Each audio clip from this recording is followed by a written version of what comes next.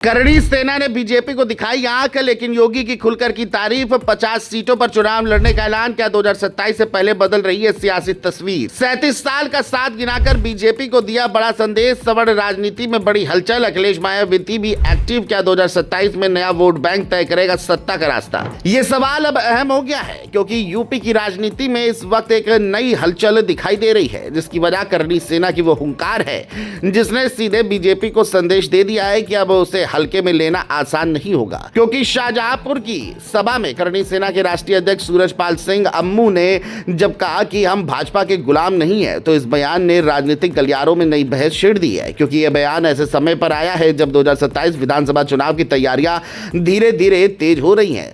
सबसे बड़ी बात यह रही कि एक तरफ अम्बू ने बीजेपी को लेकर नाराजगी जाहिर की, वहीं दूसरी तरफ सीएम योगी की खुलकर तारीफ भी की। यहीं से सवाल उठने लगे कि आखिर करणी सेना का असली संदेश क्या है। क्या ये सिर्फ दबाव की राजनीति है या फिर सवर्ण समाज की नई राजनीतिक दिशा का संकेत है। चलिए जानते हैं। दरअसल सूरजपाल सिंह अम्मू ने अपने भाषण में साफ कहा कि भाजपा को मजबूत बनाने में जिन लोगों का योगदान रहा, उन्हीं को धीरे धीरे पीछे कर दिया गया। उन्होंने दावा किया कि करणी सेना ने वर्षों तक भाजपा का समर्थन किया, लेकिन अब समय आ गया है कि संगठन अपनी राजनीतिक ताकत भी दिखाए। यही वजह है कि उन्होंने 2027 में 50 सीटों पर चुनाव लड़ने का ऐलान कर दिया।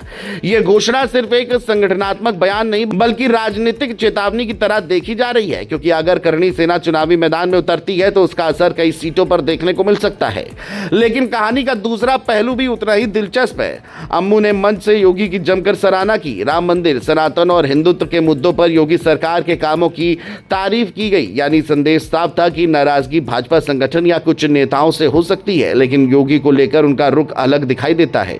यही वजह है कि राजनीतिक विश्लेषक इसे बीजेपी विरोध नहीं, बल्कि हिस्सेदारी की राजनीति के रूप में देख रहे हैं। करणी सेना यह बताना चाहती है कि उसका सामाजिक आधार है और उसे नजरअंदाज करना किसी भी पार्टी के लिए आसान नहीं होगा। क्यों अहम है सवर्ण वोट। कई सीटों पर निर्णायक। बीजेपी का मजबूत आधार। नई राजनीति की आहट।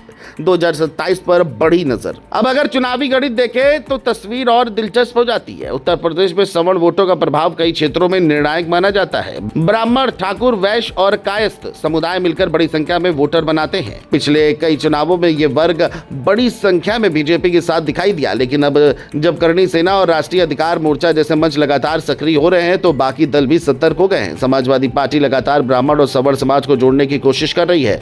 बहुजन समाज पार्टी भी अपने पुराने सामाजिक समीकरणों को मजबूत करने में जुटी है। यानी जिस वोट बैंक को कभी बीजेपी का सबसे मजबूत आधार माना जाता था, उसी को लेकर अब नई चर्चा शुरू हो गई है।